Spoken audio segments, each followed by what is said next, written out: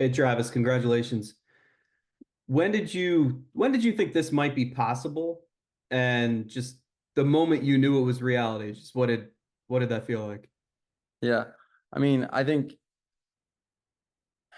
I never really knew if 1-1 was possible. And at least a couple years ago, I never really thought that that was going to be in the picture. I know. I think it kind of only came into the picture probably around the Cape Cod last year. But I mean, yeah, I just tried to go out and have a great year, and this was a byproduct of it. So I'm just stoked right now.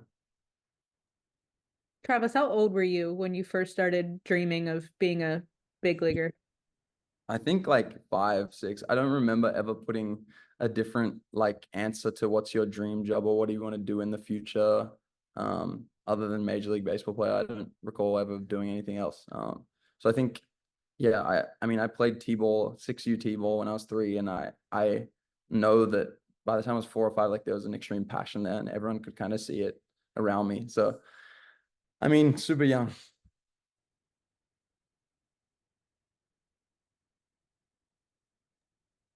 Travis, the Guardians were talking about just how you love to go find or use whatever resources you can to try to get better, whether it's, data, information, video, whatever. Like where does that drive come from and how much has that helped you get to this point? Yeah, I think where it comes from is I always was very competitive growing up. And I think that as my passion got more and more focused to being, a great baseball player, I that turned into like not wanting to just wanting to have an edge and wanting to know reasons why, like find out why someone can do something and why certain guys have success. And I just always wanted to understand things a little bit deeper and never kind of miss on having that edge. And yeah, I think it just started with being competitive, and I'm just trying to give myself the best shot to go do great things. Travis, what do you already know about this organization, or what have you learned as you've gotten to know them more? Yeah, I mean, I know how consistently successful the organization's been over years. Um, I know how smart and in depth and well resourced the organization is from the top. I know the identity and culture of the big league team. I don't know it to that extent. I mean, I haven't been in the clubhouse, but I know that it's a quality environment. I know that they're young, they play the game with fire. Like it's a lot of these things that tick boxes in my head, and make me really excited to be a Guardian. But I mean, yeah, I think there's just a lot of quality things. But yeah, Kwani is my only kind of contact in that clubhouse, and I mean, that guy's one of the best people I've been around on a baseball field. Like he's just an incredible human, and he's gotten better and better since being in the big leagues with the Guardians. And I just like there's just a lot of positives for me, looking at the organization as a whole. When you reference Quan, how nice is it to have at least someone as a contact that you have in this organization whenever you're joining it? Yeah, I mean it's cool. It's cool to think that um, it's a journey. Like I'm gonna start in the minor leagues. It's there's still a journey ahead. So I'm gonna have someone that has been through the org and has seen the ins and outs and the ups and downs.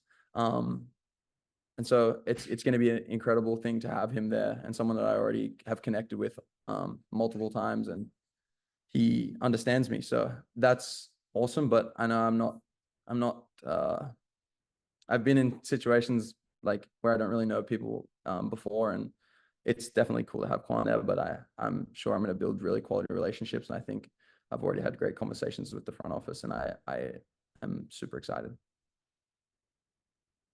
Hey, Travis, the city of Cleveland's pretty excited about having the number one overall pick in this draft, and with that, obviously, comes some expectations. Can you walk through other instances where you've had really high expectations and been able to excel under, the pressure of now being the number one overall pick in the draft? Yeah, I think that I mean, the pressure obviously grows with this, and I think it's grown every step of the way. I mean, there wasn't much pressure as a 15, 16-year-old in Australia. then there wasn't much pressure as an incoming freshman at Oregon State. No one really expected anything from the Australian kid, but I think the pressure rises when you start seeing your name kind of rise with it. So like when I played in the Cape Cod, then people start to talk about you in this kind of picture and pressure rises. And then in the spring, it's like you're expected to go out and perform this February up until now. So like, I mean, there was pressure, and obviously it continues to grow, and it'll grow when I make my big league debut, and it'll grow as everything happens. That's just a part of it. And I think I'm focused on the process and have the right people around me enough to where like, those external pressures don't usually have too much of an effect. They just continue to motivate me and keep me focused on the right things. Chris Antonetti had also kind of alluded to your maturity, sort of the off the field stuff with you as being really appealing as an organization. Who has had a big influence on you, both on the baseball field and just in your upbringing in general? Yeah, I think like first thing, no doubt, my parents.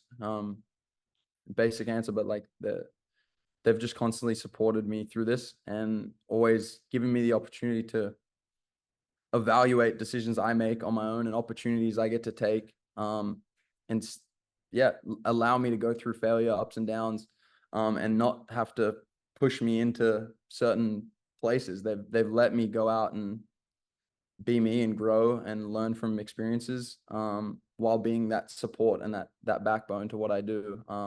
And then, I mean, back home, since I was young, like Ryan Roll Smith, Trent Olchin, those two guys, both played in the big leagues. They really helped me believe and see this path and get an opportunity at Oregon State, and kind of help me set no limits on myself and just make it, sky's the limit and just continue to get better day by day. Those guys set the precedent with my mindset. And then since I've been at Oregon State, like Mitch Canham's just had an incredible impact on my life. The head coach here, he's just taught me so much, and I've been able to grow up and learn more about what it's like to be a person more than just a baseball player. What was the transition like of playing baseball in Australia and then coming to play baseball in the US? Yeah, it's different. I think that back home in Australia, you play once or twice a week. And so like if you go for 4, you gotta wait, you gotta sit on it for a couple days at least, and then go make it up. But I mean, just more games to be played here. And so yeah, just understanding how to prepare more often and be able to flush things quick and be focused on a process and understand that 0 for 10s come, 0 for 15s come, but like it's about just going out there and being prepared and confident every time you step in the box, every time you go out in the field, just learning those things, but definitely just playing more and understanding that.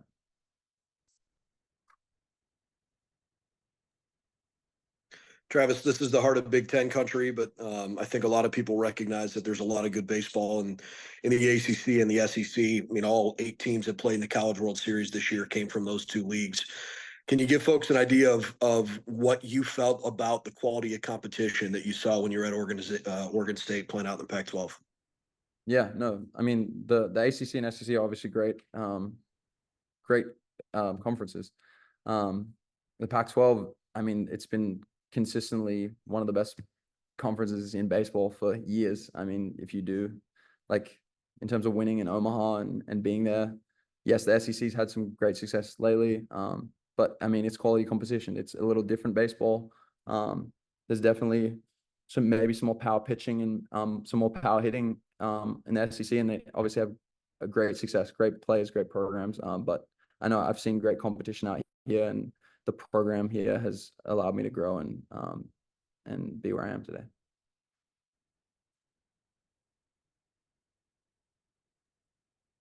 Hey, Travis, saw on TV the celebration, kind of a quick celebration shot of, everybody who's gathered with you and everything. Can you just tell us, like, who was with you, where you were, and just what were the emotions of that moment? Yeah. We're up in a room just above the field at Oregon State, called the Omaha Room here. And I mean, I had old teammates, current teammates from this year, my whole coaching staff and their families, and then my immediate family. So my two older brothers, my parents, two of my aunties, and then some old coaches and mentors, like a lot of people. And there's people that have flown all the way from Australia, which is not cheap, nor is it an easy flight. So it was pretty special to have these people here, and it was a cool place to do it. Exactly where I got recruited, kind of thing. I got recruited right in these rooms, made those kind of decisions to be here, and then to kind of finish my journey here. It's cool. And obviously to be drafted would be a dream come true. Number one overall, obviously, is going to be a dream come true. But to make that history as an Australian born player, how much has the kind of power of that sunk in, or has it yet? Yeah. I don't know if it's sunk in. I think that there's a lot more to be done in terms of playing and impact and things I can do, and ways I can give back to baseball in Australia in the coming years, and things I look forward to. But this is the perfect step to kind of put me and other guys on the map. And also, I mean, the next 15-year-old kid, like, they don't set their standards.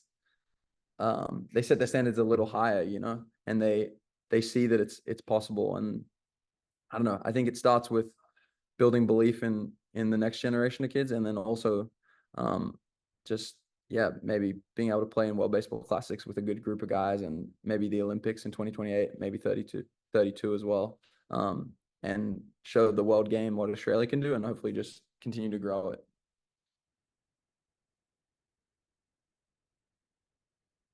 Okay, let Travis get on his way out here.